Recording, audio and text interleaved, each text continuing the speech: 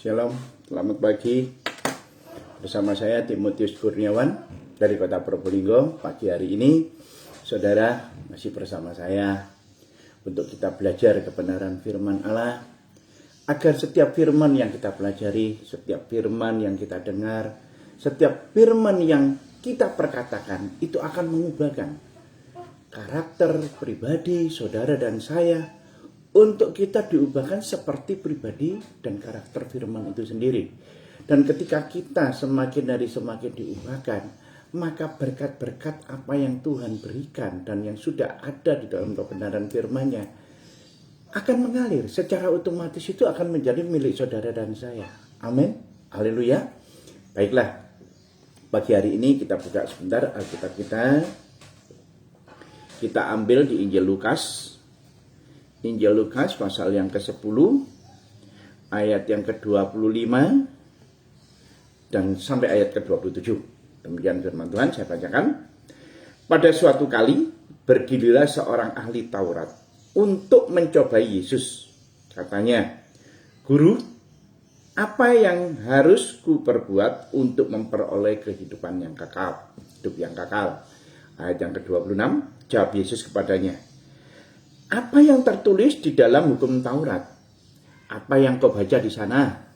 Jawab orang itu, "Kasihanlah Tuhan Allahmu dengan segenap hatimu, dengan segenap jiwamu, dengan segenap kekuatanmu, dan dengan segenap akal budimu." Total, all out. "Dan kasihlah sesamamu manusia seperti dirimu sendiri." Ayat 28, kata Yesus kepadanya, "Jawabmu itu benar.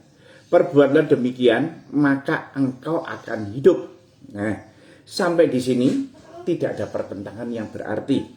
Tetapi yang menarik di sini adalah seorang ahli Taurat. Garis bawah itu, seorang ahli atau orang yang begitu mendalami hukum Taurat. Bahkan boleh dikatakan dia sudah lulus sekolah untuk dia itu mengenal dan mengartikan apa yang ada di dalam hukum Taurat, ya. Makanya dikatakan dia seorang ahli. Dan dalam hal ini dia bertemu dengan Yesus yang lagi heboh-hebohnya, lagi gencar-gencarnya, suatu pribadi yang diagung-agungkan oleh sebagian orang Israel karena pelayanannya, karena perkataannya yang mengandung janji, mengandung berkat, dan mengandung suatu daya tarik untuk mereka ingin lebih dalam lagi mengenal siapa sosok ini yang sebenarnya. Sehingga banyak di antara mereka yang berkata dia adalah seorang nabi, dia adalah seorang Elia yang akan datang, bahkan dikatakan dia seorang Mesias. Nah, ini yang membuat penasaran ahli-ahli Taurat, terutama guru-guru Taurat, ya, para imam, mereka yang berkecimpung dalam hal ini, mereka itu bingung sekali. Kalau melihat tanda-tandanya, mereka bisa melakukan mujizat kesembuhan.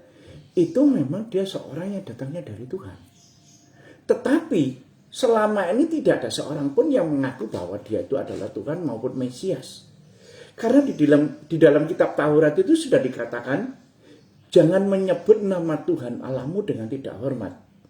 Siapapun yang menyebut, tidak peduli dia golongan dari manapun, dia akan dirajam, dia akan dihukum. Sehingga mereka ketika dia berkata menyebut nama Tuhannya, mereka itu menghilangkan huruf hidup, ya, dari Yahweh, huruf A dan E-nya itu dihilangkan. Dia menyebut dari konsonannya aja, huruf matinya aja, tetapi dengan berbisik-bisik. Mereka tidak berani mengatakan secara jelas dan terang-terangan karena takut dengan hukum aturan dari adat istiadat itu tadi. Mereka nggak mau dilontari batu, mereka nggak mau dirajam, mereka tidak mau dihukum dengan hukuman adat, ya.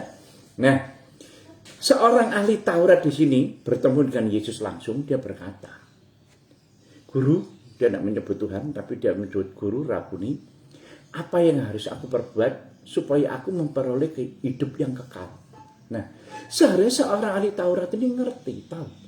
Untuk dia mendapatkan hidup yang kekal itu dia harus melakukan apa, itu dia tahu. Tertulis semua di dalam hukum Taurat. Tetapi yang namanya seorang ahli itu selalu ingin mencoba pengetahuannya.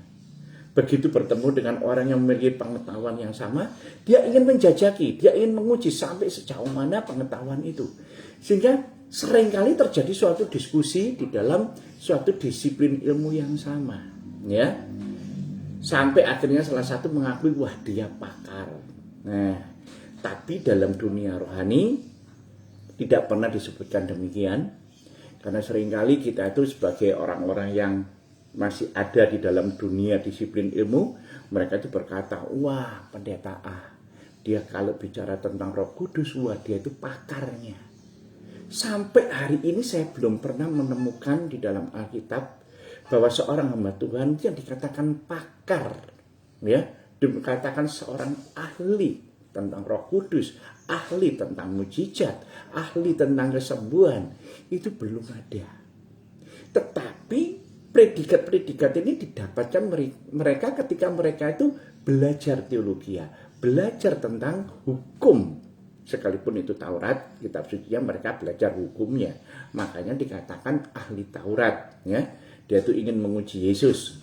Tetapi Yesus berkata, apa yang tertulis di dalam kitab Taurat ini? Kitab Taurat ini setiap orang yang bisa baca tulis tentang bahasa Ibrani, mereka bisa membaca kitab Taurat maupun kitab Nabi-Nabi. Karena memang tertulis dalam huruf Ibrani, ya, Hebrew. Nah, dia mengatakan, kasihilah Tuhan Allahmu dengan segenap hatimu, segenap kekuatanmu. Wah, all out, total, semuanya. Dikatakan semuanya itu untuk Tuhan. Ini nggak salah, benar. Tetapi satu hal yang di sini yang disorot oleh Yesus ketika di dalam satu hukum tadi dikatakan yang terakhir, dan kasihlah sesama manusia seperti dirimu sendiri. Nah, di sini yang menjadikan suatu tolak ukur untuk Yesus melihat sampai sejauh mana rohani orang ini, sampai sejauh mana pengenalan kebenaran seseorang itu akan Tuhan, itu terlihat di sini. Kasihlah dirimu sendiri seperti engkau mengasihi sesama manusia.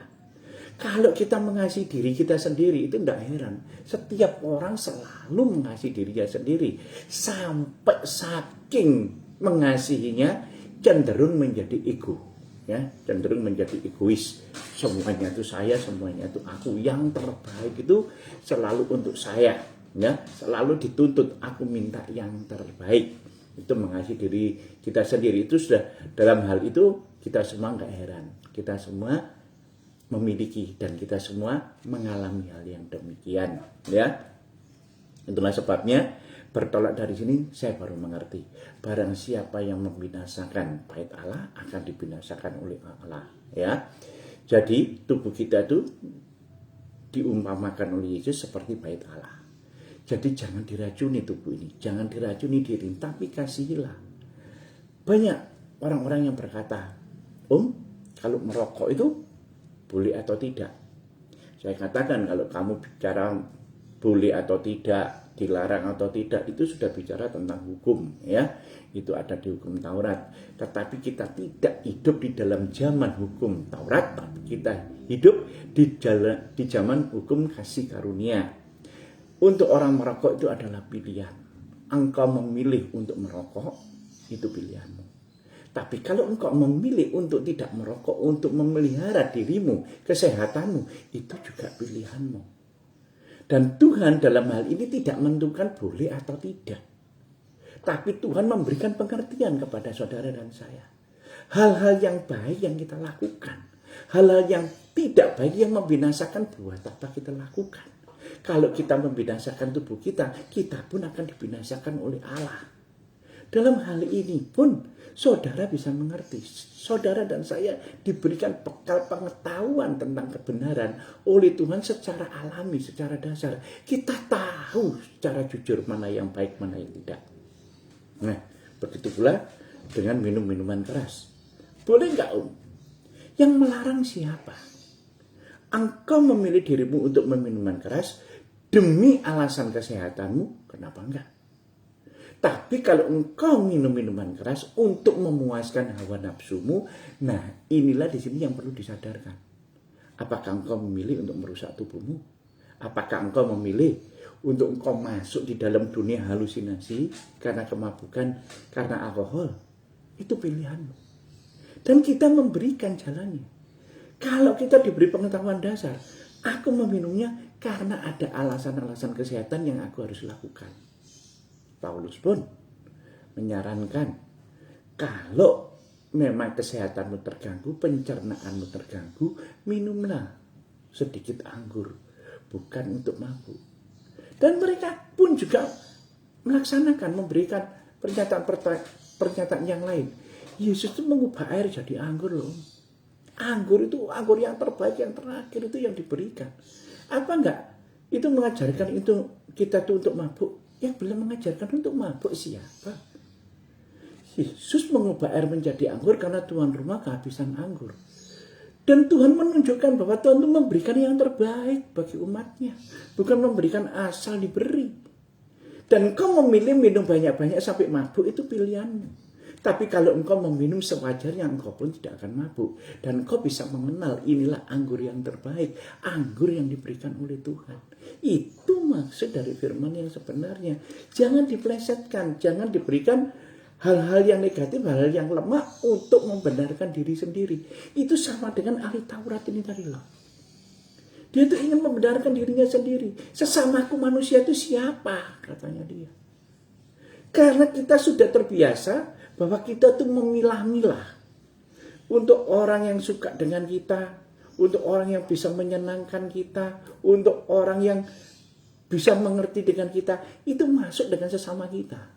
Tetapi orang yang menjengkelkan, orang yang tidak menguntungkan, orang yang betul-betul membuat kita tidak nyaman, itu bukan sesama kita. Secara ekstrimnya kita tidak mengatakan demikian, tetapi secara tingkah laku dan tindakan kita pun melakukan yang seperti itu. Bahkan sampai kepada anak aja kita pilih-pilih kok. Kepada cucu kita pilih-pilih juga. Apalagi terhadap pekerjaan. Wow, nggak usah ditanya. Selalu pilih-pilih. Aku nggak layak aku bekerja seperti ini. Aku punya kemampuan. Nggak seharusnya aku bekerja di tempat ini. Pekerjaan seperti ini, aku mencurahkan tenaga dan pikiran seperti ini. Tidak seharusnya aku mendapatkan gaji atau upah yang seperti ini. Nah, itulah kita tuh menghargai diri kita sendiri, kita mengasihi diri kita sendiri. Padahal Yesus di sini mengajarkan sesama manusia. Dia tanya, sesamaku siapa? Wow, ini sungguh luar biasa. Kita lanjutkan bagaimana Yesus memberikan pengertian kepada ahli Taurat ini ya. Ayat yang ke-30. Jawab Yesus, ada seorang yang turun dari Yerusalem. Nah, dari Yerusalem ini bicara tentang gereja Tuhan. Ke Yeriko, ya, ke dunia. Ia jatuh ke dalam tangan penyamun-penyamun yang bukan saja merampoknya habis-habisan, tetapi yang juga memukulnya, dan sesudah itu pergi meninggalkannya setengah mati. Ya, jadi habis-habisan dia ya. Udah diajar dan digeletakkan di tepi jalan begitu saja. 31. Kebetulan ada seorang imam turun melihat jalan itu. Ia melihat orang itu, tetapi ia melewatinya dari seberang jalan. Sampai di sini ya, nanti kita ke ayat 32. Di sini Yesus memberikan suatu perumpamaan. Ada seorang yang turun dari Yerusalem. Yerusalem itu adalah tempat kebenaran. Yerusalem itu adalah rumah Tuhan. Yerusalem dikatakan adalah tempat orang Kristen, orang yang kenal Tuhan. Dia turun ke Yeriko. Yeriko itu berbicara tentang dunia, ya, ke tempat yang lain, ke tempat orang-orang yang belum mengenal kebenaran. Nah, ketika dia turun, dia itu dirampok habis-habisan, ya. Dia itu dilucuti, baik itu hartanya, apanya, mungkin dia mempertahankan hartanya, dia dipukuli sampai dia itu tidak berdaya, digeletakkan di tepi jalan. Sejenak kemudian datanglah orang lagi yang turun dari Yerusalem, seorang imam dikatakan. Kalau dikatakan seorang imam, ini orang yang mengenal akan hukum Taurat. Orang yang kenal akan cinta kasih. Orang yang kenal akan sesamanya. Orang yang kenal untuk melakukan berbuat baik. Karena seorang imam itu selalu mengajarkan yang terbaik bagi jemaatnya. Tidak ada seorang imam yang mengajarkan yang jelek, nggak ada. Seorang imam selalu mengajarkan untuk kita berbagi kebaikan. Berbagi kebaikan. Bukan ego. Nggak ada seorang imam yang mengatakan ego itu Papa, mama, kalau kamu punya makan sendiri, anakmu jangan dikasih, adikmu jangan dikasih, orang rumah. Enggak ada yang berkata demikian. Mereka selalu mengatakan, berbagilah. Ini seorang imam.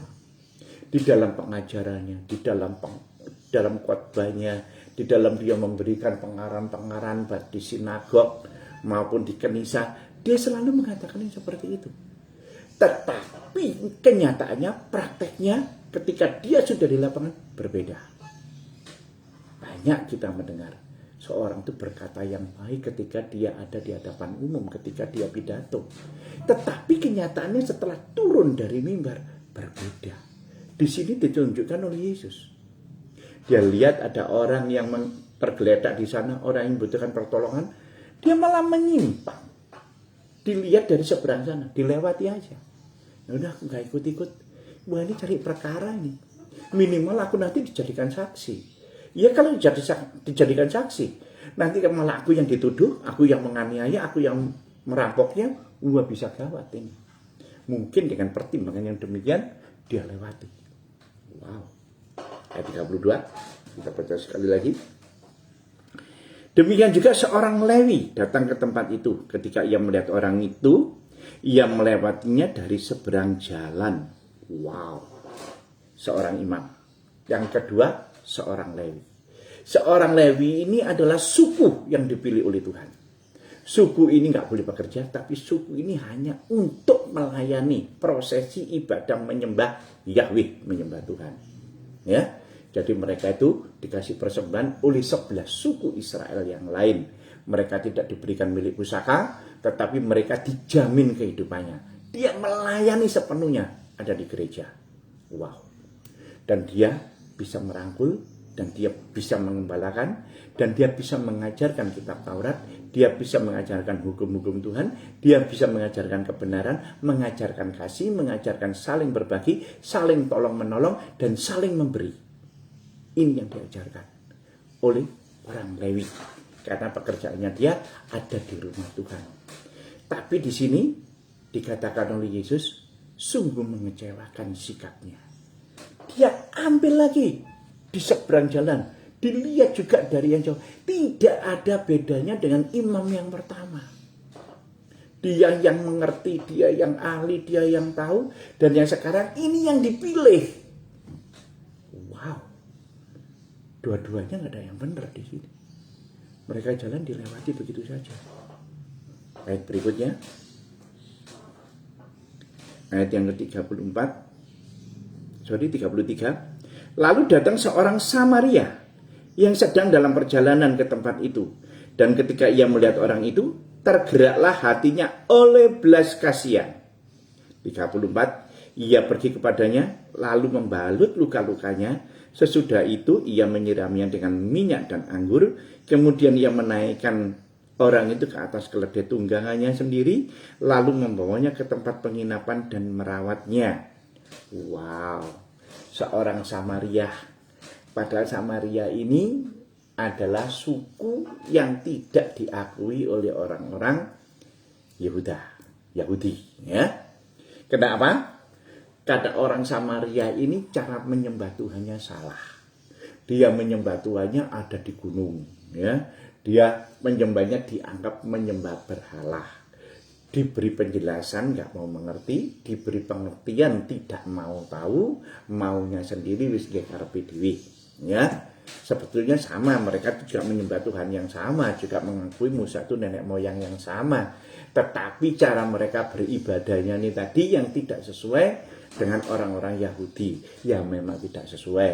Ya, tetapi bukan berarti tidak untuk dikucilkan. Tetapi di sini sama orang Yahudi dikucilkan, ya, dianggap najis, ngomong aja nggak mau, ya. Jadi ini orang Samaria. Tetapi orang Samaria ini tadi, dia berjalan, hatinya tergerak oleh belas kasihan. Sekali lagi, belas kasih itu dari hati, bukan dari supaya kita dilihat orang, supaya kita dipuji oleh orang. Jadi kita menolong orang lain, kita memberikan segala sesuatu ABCD supaya kita dipuji. No, Tuhan mengajarkan bukan yang seperti itu. Tapi yang digerakkan dari dalam hatinya, belas kasih dari dalam hati. Sehingga kita sendiri pun sebagai sesama manusia, sebagai manusia, kita orang yang ego. Jujur aja kalau kita menolong orang lain merugikan kita itu, kita tuh masih berat. Jujur sebagai seorang manusia. Tetapi di sini Allah memberikan dasar kebaikan kepada setiap orang. Setiap orang itu memiliki di dalam sanubarinya, hati sanubarinya paling dalam rasa kasih. Karena Tuhan yang memberi. Makanya di sini katakan tergeraklah hatinya. Tuhan yang menggerakkan. Dan pribadi ini tadi merespon. Sekalipun dia orang Samaria, sekalipun orang yang dianggap tidak benar, dia merespon. Dihampiri, dilihat orang ini penuh dengan luka. Sangat kesakitan sekali, dirawat, dikasih anggur, dikasih air ya. Anggur di sini berbicara juga tentang sedikit untuk menghilangkan rasa sakit, ya kan? Dan dinaikkan di keledai tunggangannya dia, diberikan fasilitasnya dia, dan dibawa kepada di penginapan. Dia nggak bisa merawat di jalan karena jalan-jalan di sana itu adalah padang gurun ya, panasnya kayak gitu, minta ampun kalau malam dinginnya seperti itu. Dan dibawa ke penginapan, dia mencari kamar di sana, dirawat yang sakit itu di sana. Dan orang ini mungkin seorang bisnismen, mungkin dia itu ada keperluan yang lain, sehingga dia cepat-cepat harus meninggalkan untuk pergi ke kota, karena di kota tujuannya mungkin sudah ada janjian dan lain sebagainya. Sehingga dia berpesan kepada pelayan dari penginapan ini tadi, ini aku tinggalin sedikit uang ya, nanti setelah urusanku selesai aku balik lagi ke sini. Kalau ada kekurangan kamu bisa komplain sama saya, kamu bisa minta kepada saya. Orang ini sudah aku rawat dan tinggal memulihkan kesehatannya aja, beri dia makan, beri dia obat. Penginapannya nanti berapa hari, sudah uang itu kamu pakai, kalau kurang hitungan sama saya. Dan dia sudah berpesan demikian kepada pelayannya, dia pergi meninggalkan orang itu karena dia sendiri punya urusan. Dan di sini Yesus berkata kepada ahli Taurat itu, menurutmu siapakah di sini sesama manusia itu? Orang Lewi, imam, atau orang Samaria? Mari kita lihat jawabannya dari ahli Taurat itu. Ayat 36. Siapakah di antara ketiga orang ini menurut pendapatmu adalah sesama manusia dari orang yang jatuh ke tangan penyamun itu? Jawab orang itu, orang yang telah menunjukkan belas kasihan kepadanya. Kata Yesus kepadanya, pergilah, perbuatlah demikian. Wow, ahli Taurat ini benar-benar jujur dalam jawabannya. Tetapi bukan berarti jawaban itu membenarkan sikap dia. Enggak. Karena Yesus berkata, pergilah, lakukan seperti itu. Berarti selama ini ahli Taurat itu tidak pernah melakukan yang seperti itu. Dia itu sama dengan saudara dan saya, masih pilih-pilih. Kalau kamu menyenangkan saya, kalau kamu baik-baik dengan saya, kalau kamu tidak merugikan saya, ya oke lah kita bantu, ya oke lah kita kasih, ya oke lah kita beri. Tetapi sebaliknya kalau kamu itu sudah menjengkelkan hati saya, membuat saya geram, buat apa? Seharusnya saya memberi kamu, ya jadi saya tunda. Seharusnya aku menolong kamu, ya udah, nanti aja, lain waktu aja kalau aku ingat. Nah, sikap yang seperti ini yang disoroti oleh Yesus. Orang Kristen, orang kenal Tuhan, bukan hanya untuk kita selalu fokus setiap hari kepada Tuhannya dan tidak melakukan hal-hal yang lain. Bukan seperti itu. Bukan ekstrim yang seperti itu. Kita melakukan kepada Tuhan, yes oke. Tetapi kita masih hidup di dunia ini, kita masih bergaul dengan famili, kita masih bergaul dengan sesama, kita masih bergaul dengan masyarakat. Praktekkan, lakukan. Sehingga hukum kasih itu nyata ada di dalam kehidupan anak Tuhan. Kita sudah dibekali oleh Tuhan di dalam hati sanubari kita. Rasa belas kasih itu ada, kasih itu ada. Dan Tuhan sudah menggerakkan. Seperti orang Samaria ini tadi. Maka tergeraklah dari dalam hatinya akan belas kasih. Jadi kasih, belas kasih sudah ada di dalam hati kita. Itu otomatis sejak kita lahir Tuhan sudah memberikan. Kita adalah makhluk sosial. Tetapi ketika Tuhan menggerakkan untuk kita melakukan, kita mau meresponnya atau enggak? Sama dengan gereja Tuhan. Saudara sudah dikasih kebenaran firman Tuhan. Saudara mau meresponi enggak? Setiap orang Kristen diberi pengenalan akan kebenaran oleh Tuhan. Ngerti firman ini benar. Ngerti ikut Tuhan itu benar. Harus. Tapi mau enggak kita melakukan? Mau enggak kita meresponi? Rata-rata dari kita tuh terlihat oleh sikap ego kita. Kita tuh masih melihat rupa. Kita tuh masih melihat tampang. Kita tuh masih melihat untung ruginya. Kalau mukanya baik, kalau mukanya simpati, kadang-kadang kita tolong. Justru hal itu ketika kita menolong, kita mendapatkan pukulan balik. Karena apa? Kita terkecoh dengan sikapnya yang simpati, sikapnya yang lemah lembut, sikapnya yang baik, rendah hati. Tapi di balik itu kadang-kadang dia malah memukul balik. Dan kalau sikapnya yang tidak berkenan kepada kita tuh enggan sekali untuk menolong mereka. Sekali lagi, Tuhan Yesus mengajarkan, Tuhan itu tidak melihat rupa. Tuhan itu tidak melihat perawakan. Tapi Tuhan itu melihat hati. Justru orang yang melihat rupa, melihat perawakan, dia itu terkecoh. Sampai sekelas Nabi Samuel pun, sekaliber Nabi Samuel pun, dia terkecoh dalam hal ini. Kita buka sebentar Alkitab kita. Di 1 Samuel 16 ayat yang ke-6. 1 Samuel 16 ayat yang ke-6. Ketika mereka itu masuk dan Samuel melihat Eliab, lalu pikirnya, sungguh di hadapan Tuhan sekarang berdiri yang diurapinya. Ayat yang ke-7. Tetapi berfirmanlah Tuhan kepada Samuel, janganlah pandang parasnya atau perawakannya yang tinggi, sebab aku menolaknya.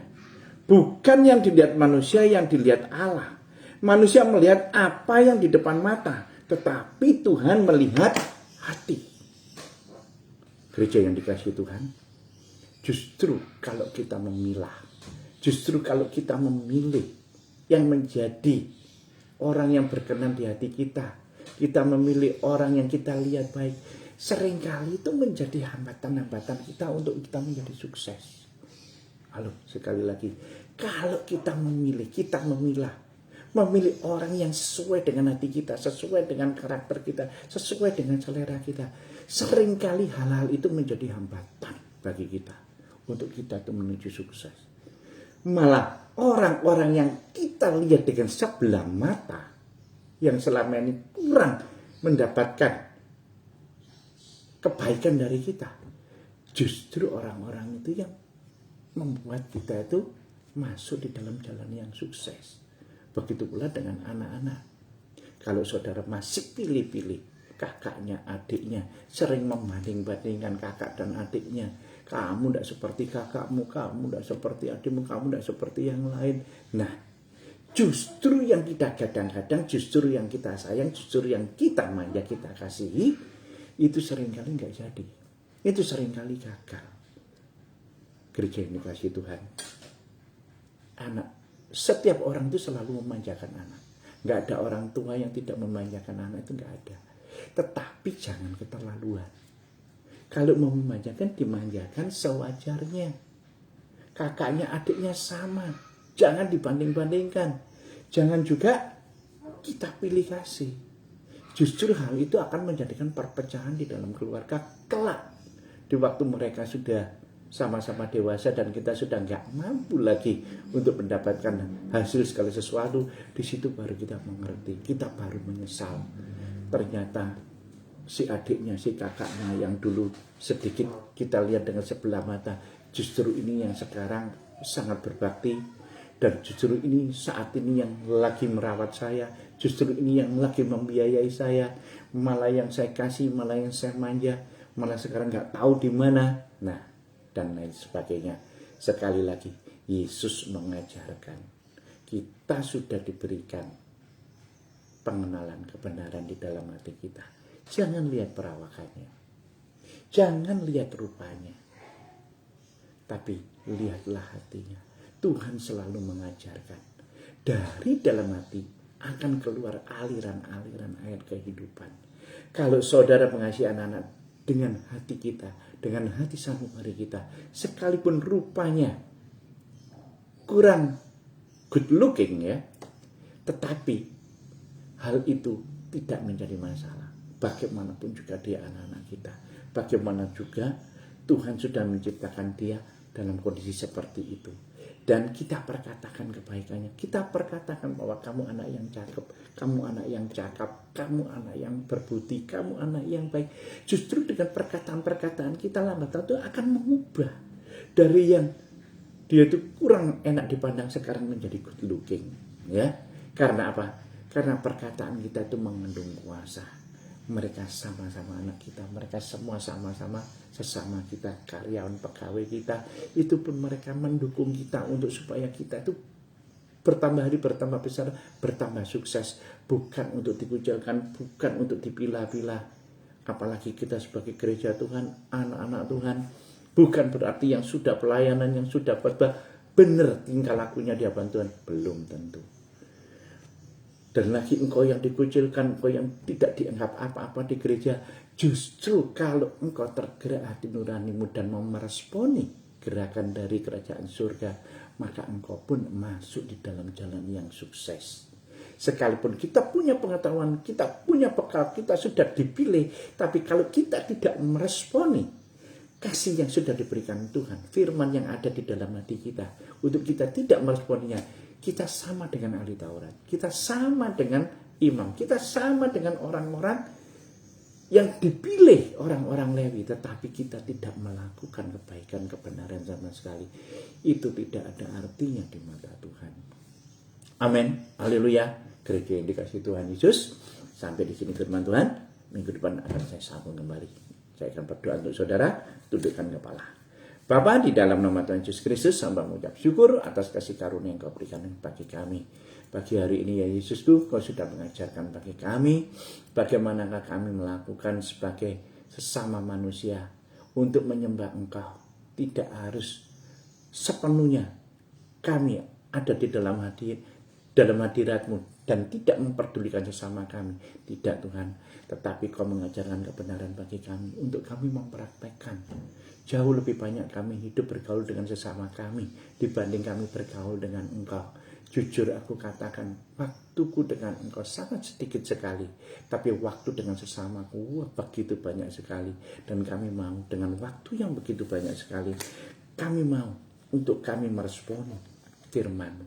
Kami mau meresponi kasih yang sudah Kau tanamkan di dalam hati sanubari kami, sehingga kami pun menjadi suratan yang hidup, sehingga kasih itu menjadi hidup, firman itu menjadi hidup. Kami gak peduli sekalipun kamu dikucilkan dari orang-orang rohani seperti orang Samaria ini, tetapi kami mau meresponi firman-Mu, kami mau meresponi perbuatan baik yang sudah Tuhan berikan bagi kami. Terima kasih Roh Kudus, terima kasih Yesusku, di dalam nama Tuhan Yesus Kristus. Saudara yang sudah diberkati, pagi hari ini sama-sama berkata, amin. Shalom. Tuhan Yesus memberkati.